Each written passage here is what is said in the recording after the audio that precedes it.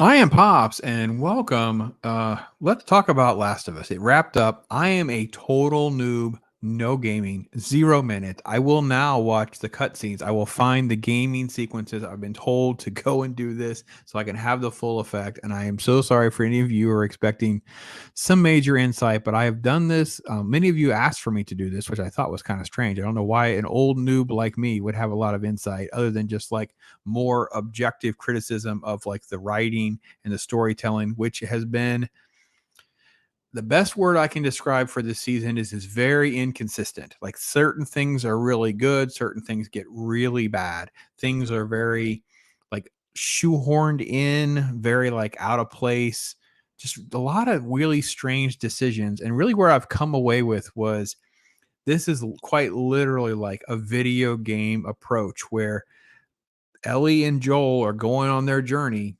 And I don't know that I ever have to really care about all this stuff because it doesn't really matter if they come back or not. And if they do come back, it's like, oh, hey, you're the person from that scene or this scene or whatever. And it's like the gravity of the world is much smaller than it felt when it first started. The season first started, it seemed like the production value was high, the concept of the infected, all the different things that they were trying to accomplish, the impact of the world and the apocalyptic nature of the show gave it so much promise. And now that we're one season in, I give you my thoughts. We have a good flashback sequence that gives us a little bit of a look at Ellie, her birth mom, who, by the way, was cast very well because she actually looks like she could be related to Ellie. And then you have this whole sequence with Marlene, and Marlene having to be the one that has to take care of the mom because she's been bitten in the middle of this birth. And then you have Joel in current time, like we flash back, and we have Joel now trying to talk with her, right? Because she's gone through a lot. She's not herself right now. You don't quite know exactly what's happening. We know the audience knows it's her birthday, but that's not what he knows. And he's finding food. He's found a game of Boggle, trying to talk about playing the guitar and teaching her, and she's just not having it right. Now, ultimately, you get to this moment, and I've heard people kind of leak this, like this has kind of been a little bit of a joke, or at least a comment. I was like, "What are you guys talking about?" Well, they run into like a herd of grazing giraffes in this courtyard. It's like it's overgrown ruins in this city. And it looks like so cool. Like it really is nice to see how nature had reclaimed an area and these animals like found this little safety zone that they can kind of live in and flourish. And I don't know. I thought that it was really, really good. And they have some really, really good interaction. Um, and I think that their bonding really continues. They talk about, maybe they could go back to Tommy's, right? You know, um, but she knows that Joel's going to protect her, right? And there's no halfway point. They've got to finish what they've started. They got to figure this out. Maybe they should turn back. Maybe I don't know. And Allie's like, no, no, no. Listen, everything I've done, it can't be for nothing. We have to go all the way. We have to finish what we started, right? And Joel starts to actually talk about stuff he's never talked about before. And you start to wonder, is this supposed to be his turning point or was earlier in the season the near death turning point? I don't know. But here I do see that he's trying to bond with her as a daughter. Like you really start to see everything has changed. This is where we're at. We're headed to the season's end. This is where we're going. You kind of know there's a lot of emotions hitting you in the feels. You have all that kind of stuff, right? And to the point where you have Joel actually tearing up, which I thought was really, really good. There's like still like 20 minutes left this episode. It's like this big emotional stuff. And I thought, oh man, this is where we're going. But then they're attacked. And I'm like, all right, okay. I don't have faith in the storytelling because they've been so uneven with this show. When this happened, I was like, oh no. Now, let's see.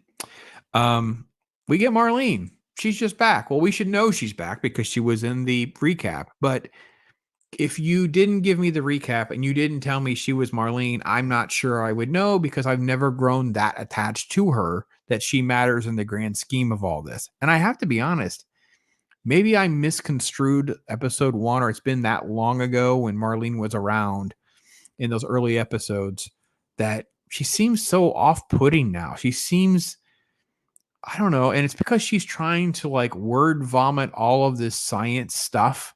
I don't know what's in the game and not in the game, but this whole concept of this thing in your brain and they'd have to do this brain removal process. I'm like, what are you guys talking about? What kind of scientific mumbo jumbo nonsense did you guys come up with that this is your acceptable effort to come up with, I don't want to say a cure, but a vaccine or an antidote or something.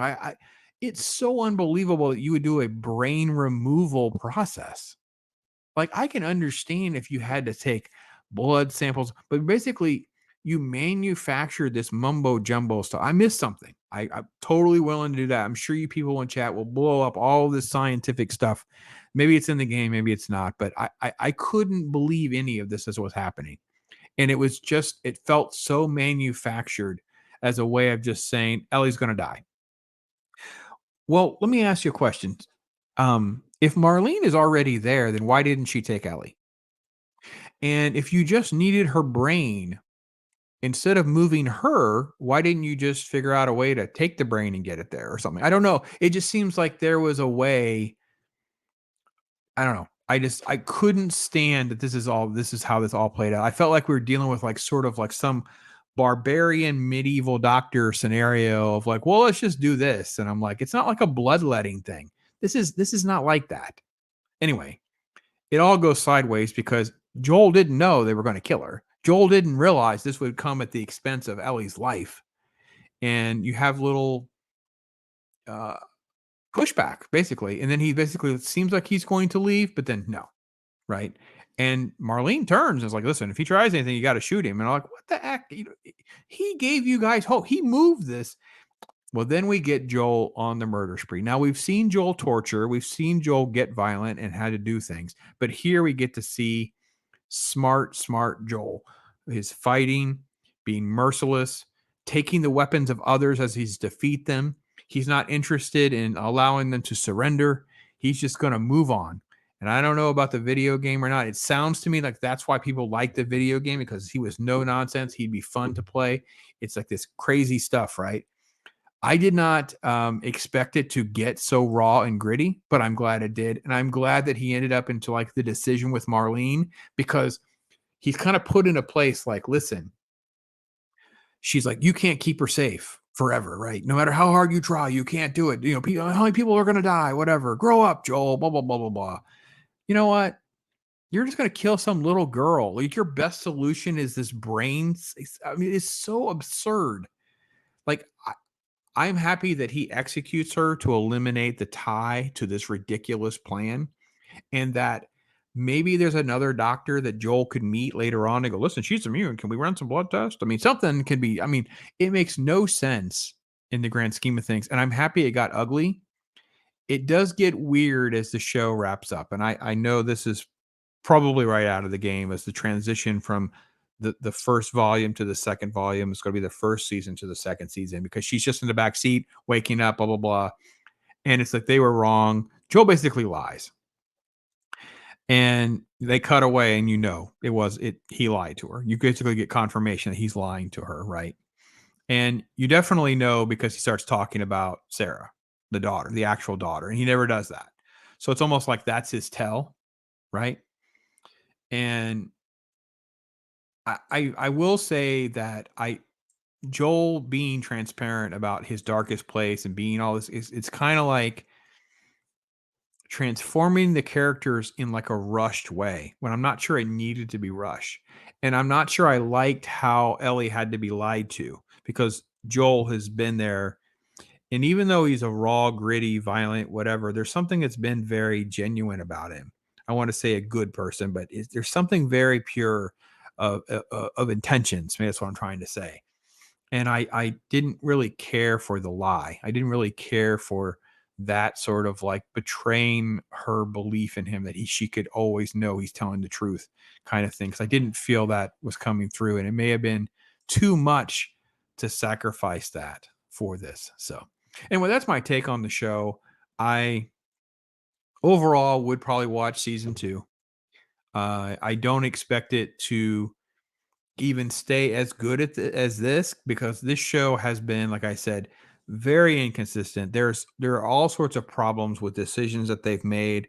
I've learned how they deviated from the game, which makes me more frustrated because I'm like, listen, even if you were going to deviate from the game, you could have done it in this way, which would have had less dramatic impact on the overall story. Instead, they shoehorn these stories like so abrupt. And all these shows are doing it. They're showing pieces of things and they shoehorn these side stories. Like, I don't, modern TV writing has just gotten terrible. Um, so the show does a decent job. It is a satisfactory show, but it's not, it's going to be either overly hyped or overly hated. There's very few people that will be, it's kind of in the middle, slightly above average. Like it's a 6, you know what I mean? Which used to be 3 out of 5 stars was usually a pretty good score. Now you're basically told you're a jackwagon. But that's kind of where I land on it. It's like it's an okay show. It's it's tolerable, it's fine, and it's solid. I wish that they had made better writing decisions and not created complete wastes of time and insignificant things that don't necessarily change things that I've discussed in previous videos. You can see the playlist down there if you want to go through some of my other thoughts. And maybe you radically agree or disagree with me. Feel free to let me know. I'm going to kind of move on from this. That's my thoughts on it. Thank you so much for watching. I got through it. So there you go. I am Pops. Thank you.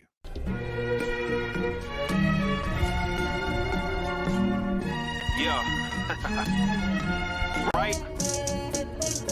And I'm not playing no